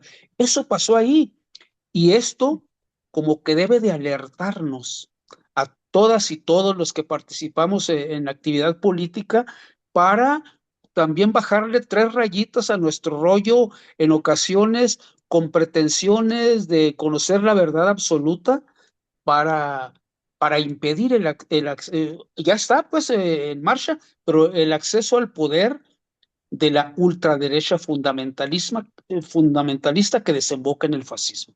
Eso quería decir. En realidad no es ninguna pregunta, pero qué bueno que me dieron chance de hablar.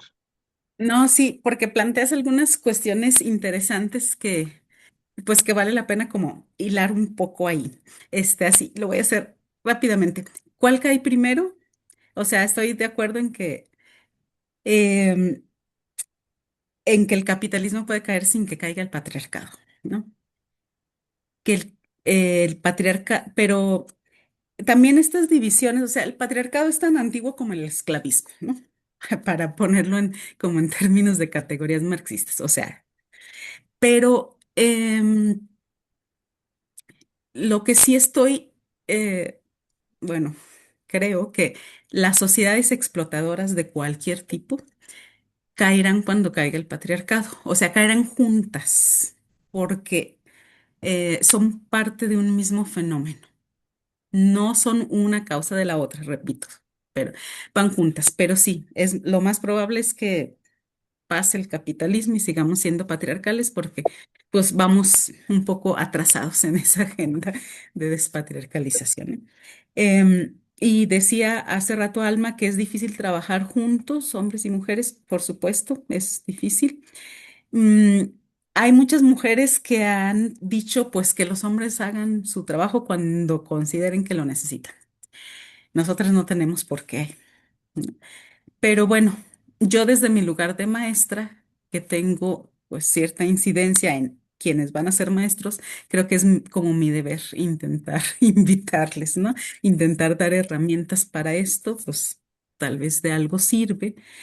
Em, sí, el David Harvey ha teorizado que el neoliberalismo es como un proceso prefascista o protofascista, pero hay algo también bien importante de las condiciones para que emerja el fascismo. Una de esas condiciones es el avance de las izquierdas o la pérdida de hegemonía, pero no de poder del capitalismo, de los capitalistas. Es decir, hay una deslegitimación del capitalismo, del colonialismo y hasta del patriarcado, y esa deslegitimación ha permitido crear instituciones para redistribuir riqueza a través del Estado a las comunidades históricamente oprimidas, ¿no? Algunas de ellas. Entonces, creo que esa es una condición importante que hay que tener en cuenta. O sea, que no todo es nuestra culpa en el sentido de fracaso de la izquierda, sino nuestros avances hace necesario el fascismo para el capitalismo. Y eso hay que tenerlo en cuenta para además tener más optimismo. Eh, bueno, Angie, adelante. Ay, nada más quería comentar algo así bien rápido. Este, Primero que nada, quería comentar que creo que también es importante comenzar por desafiar este pensamiento binario, ¿no? O sea, de ubicarnos nada más como hombres y mujeres. Siento que desde ahí también partimos en esta lógica de vernos como ellos y nosotros. Entonces, y justamente el fascismo, el neofascismo, todos estos pensamientos, no sé, que parten también del neoliberalismo, etcétera, nutren mucho de esta polarización, ¿no? Y este confrontamiento.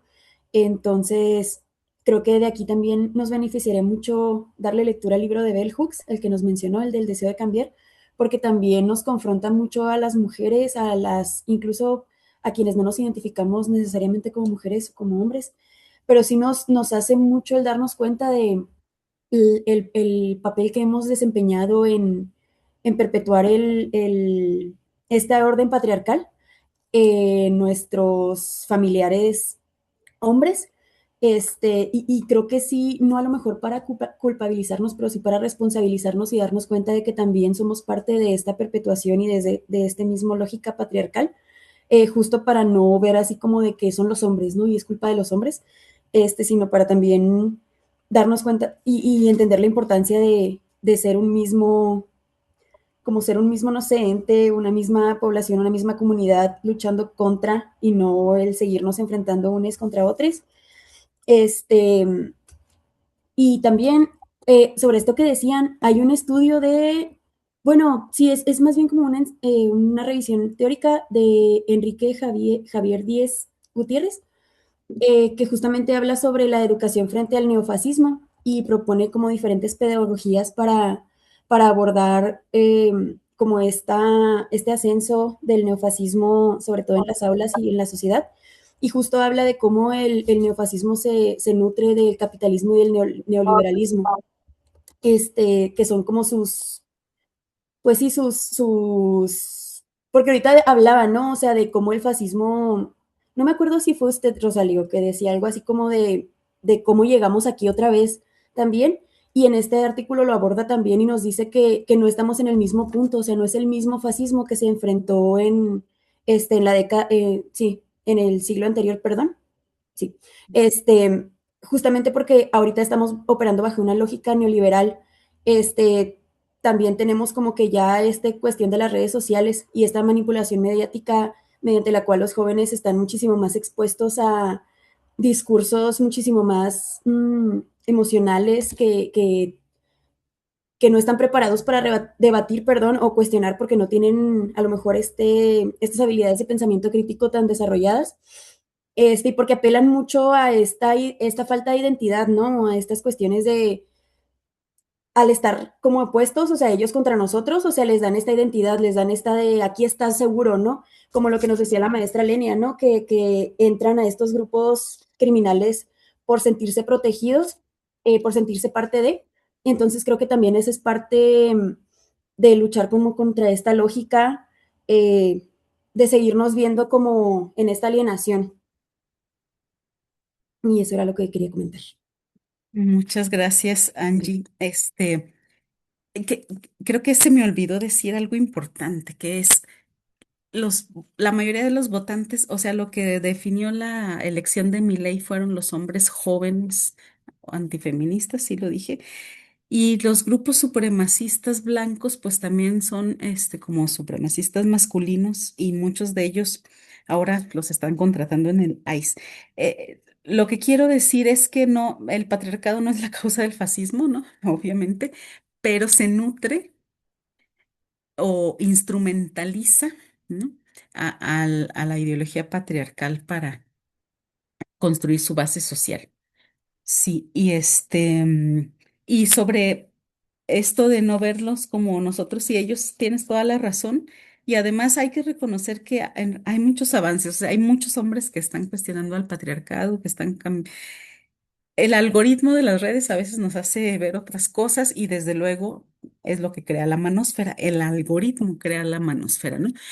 Pero eso no quiere decir que no existan también en ese espacio, en el ciberespacio y en el espacio concreto, hombres y mujeres y personas no binarias que están, pues, promoviendo otra visión del mundo o construyendo más bien otra visión del mundo. Nora, adelante. Sí, no, yo le quería comentar algo que hace rato decía usted y que creo que no me expresé eh, O yo no entendí. asertivamente, sí. Fíjese que algo que yo observo mucho es uno de los rasgos más prominentes que usted mencionaba también es la competencia. Y al momento que usted inició su plática, hablaba sobre esta estructura ideológica, que es la masculinidad, bueno, más bien el patriarcado. Y esta parte me encanta cuando dice usted, es un ejercicio antipatriarcal. A mí me han dicho muchas veces, ¿eres feminista? Yo digo, claro que no, claro que no.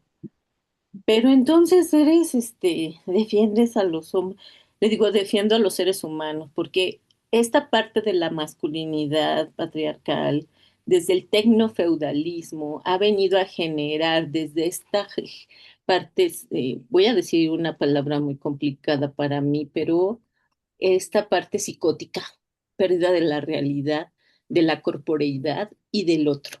¿Por qué? Porque el tecnofeudalismo, como usted lo está mencionando, ahorita el feudal, la parte feudal, me digo feudal, que estas tecnologías hacen mandatos sociales desde el super yo en esta construcción de, bueno, en la mente de las personas, ¿no?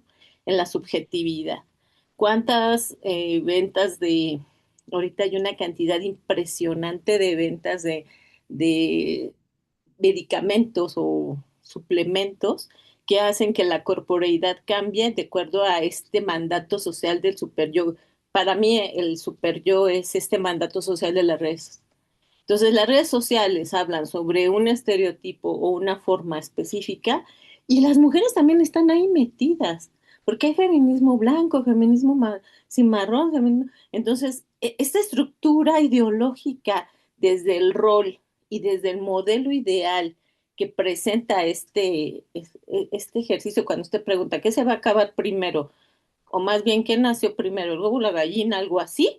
Es este ejercicio de aislar al otro cuando dijeron, a ver, ¿por qué no Trump manda a sus hijos a la guerra? Pues claro, no, porque ellos tienen privilegios. Claro, no, porque ellos tienen derechos porque son privilegiados. Entonces, la masculinidad también tiene esta parte, esta masculinidad patriarcal, desde esta construcción social, en esa parte viril, por decir, porque viril también es un concepto muy raro, donde el sistema se provee para aferrar esa identidad de mandato social, la cual se convierte en esa mano de obra o en esa cosificación o en ese objeto. A mí me da mucha tristeza cuando voy a los eventos de los juicios para ver a quién se le queda el niño, porque los niños son en los jueces, en los eventos civiles o en los juzgados, una riqueza o una cosificación tanto para las mujeres, ¿no?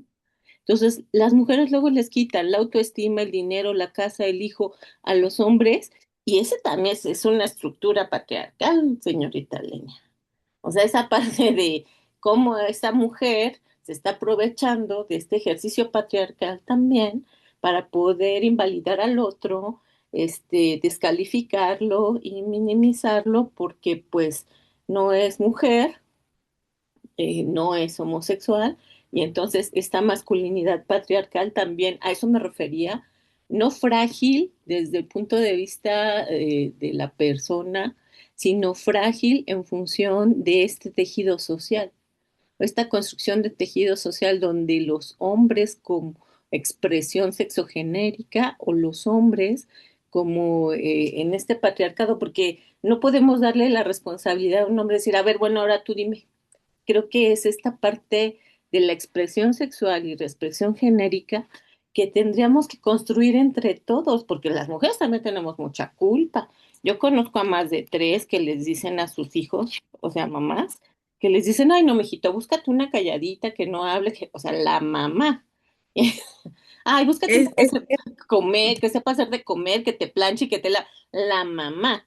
Bueno, claro, ahí entran ya los machismos y los micromachismos, pero sí esta estructura ideológica nos permea a todos. Creo que no es solamente, claro, por los hombres en esta igualdad sustantiva es donde se nombra, pero considero que nos toca a todos. Yo he visto mujeres muy fálicas, sobre todo en ciertos niveles educativos, y muy, muy masculinas patriarcales que ejercen esa violencia, ese poder, esa minimización y esa construcción frágil de la estructura social, o sea, la masculinidad frágil de la estructura social.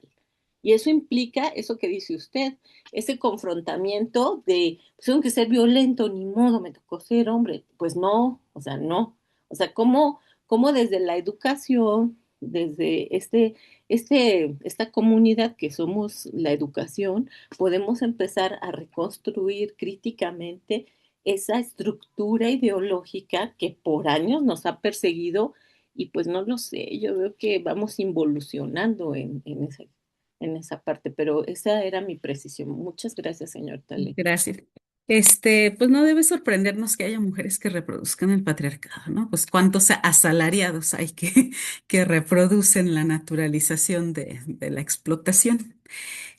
Cuántos mestizos o gente de piel no blanca y que no vive en Europa ni Estados Unidos, pues reproduce el racismo. O sea, así funcionan. A eso se le llama hegemonía, ¿no? A eso se le llama hegemonía precisamente. Em, y hay que deconstruirla dialogando. Mm, sí quería decir un poco, esto de la narcomasculinidad es un fenómeno muy diverso. O sea, no estoy diciendo que todos los hombres sean seducidos por el narco, ni que todos los indígenas se resistan a la seducción del narco, ni, o sea, hay N mil posibilidades. Una de ellas que hemos visto en Chihuahua son jóvenes de preparatoria que se han suicidado para no ser reclutados, porque si se niegan, pues matan a su familia y han preferido suicidarse y eso es muy grave. Y eso pues tenemos que ver qué vamos a hacer con eso, ¿no? Em, una última cuestión es que creo que es muy importante esto de, por ejemplo, que las mujeres que abusan de los hombres en los juicios por la custodia. Hay casos. Habría que medir antes de afirmar si son minoritarios o no lo son. Hay que medir. Pero lo que sí puedo decir es que quien ejerce violencia contra la pareja, ejerce violencia contra los hijos, siempre. Aun así sea violencia indirecta. Para un hijo o una hija es una experiencia dolorosa y desestructurante ver que maltraten a tu madre o a tu padre. Entonces, los juicios donde se em, disputa la custodia, pues tienen una lógica de que los hijos son propiedad de los padres y las madres, ¿no? Y eso tiene que ir cambiando. Hay algunos avances, por ejemplo, vi una sentencia de un juez que ordenó que a la criatura se le pusiera un representante jurídico solo para la criatura. No podía ser ni el mismo del padre ni el mismo de la madre porque había conflicto de intereses y se trataba de proteger a la criatura. Entonces, eso, pues, o sea, se están haciendo como experimentos, ¿no? Pero tampoco podemos decir que siempre se les debería conceder la custodia cuando ha habido violencia, ¿no? Pues de cualquiera de las dos partes, pero sabemos que vivimos en el patriarcado, no vivimos en el matriarcado. Entonces, este, bueno, pues vamos cerrando, yo creo, ¿no? Este, Pues yo en lo personal ahorita le dejo a Sandra la palabra, pero quiero agradecerles a los que han estado aquí, a las que han estado aquí, a las personas y sobre todo agradecerles sus participaciones que nos ayudan pues a pensar en colectivo y a construir ideas entre todos, ¿no? Entre todos. Así que les agradezco mucho eso y me dejan pensando varias cuestiones. Así que nos veremos en una próxima ocasión. Gracias. Claro que sí, Lenia. Yo creo que esto pudiéramos generar todo un espacio, ¿no? De diálogo con todo esto que se está reflexionando aquí. Muy interesante. Creo que es una reflexión que nos pone por encima, así, desde incluso de los roles, estereotipos de género y cosas, micromachismos, cosas que denunciamos o que a veces es lo que alcanzamos a ver. A mí me parece que este enmarque que tú hiciste, bueno, nos pone todavía muy por encima. Muchas gracias, Lenia. Eres tú, pues eres un pilar del instituto en este campo, pero aún así, pues no tenemos nosotros todas los que estamos aquí y todos los las personas que hemos tenido la oportunidad de interactuar contigo, con qué agradecerte, ¿no? Todas tus aportaciones. Así que pues, de todas maneras, aunque seas de casa, te hicimos un reconocimiento que bueno, que me gustaría mostrar, porque no, pues es lo que hacemos. Tú sabes que es muy simbólico, pero pues así con todo el corazón, ¿no? Aquí te entregamos tu reconocimiento, el Instituto de Pedagogía Crítica te entrega este reconocimiento por la impartición de tu conferencia, Una agenda antipatriarcal contra el avance del fascismo y de la guerra. Es en el marco de estos diálogos IPEC 8 de marzo de 2026, que bueno, que empezamos hoy 6 de marzo y que bueno, que tú generaste, ¿no? Que es un espacio, este espacio construido por Lenia y que bueno, vamos a darle seguimiento con otras temáticas, con otras aportaciones, pero que bueno, pues Lenia va a darle aquí el cauce y que ahorita nos presenta esta conferencia para enmarcarlo, Lenia. Pues un abrazo, muchas gracias. No. A ti. Gracias a todos y gracias a mis estudiantes, porque debo decirles que mucho de lo que he pensado, pues lo he pensado en las discusiones con los estudiantes, así que quiero agradecerles lo que me han enseñado a mí. Gracias. Al contrario, Lenia, por es mucha humildad, pero muchas gracias por todo. Les agradecemos a todas, todos, todes, su presencia. Un abrazo muy fraterno, con mucho cariño desde el instituto y esperamos que nos sigamos viendo los viernes en este espacio. Creemos que es una dialogar, reflexionar y construir juntas, juntos, juntes, podamos nosotros, es una forma de realmente conmemorar también el 8 de mayo. Es otro espacio para conmemorar. No quiere decir que los otros no estén y tienen que existir, ¿no? Las marchas y todos los demás, los movimientos, pero este también es un espacio para eso. Entonces, pues, muchas gracias, pasen bonita noche y seguimos en contacto. Aquí nos vemos el próximo viernes a las 6. Un abrazo. Hasta luego. Hasta luego. Tú pagas, Lenia.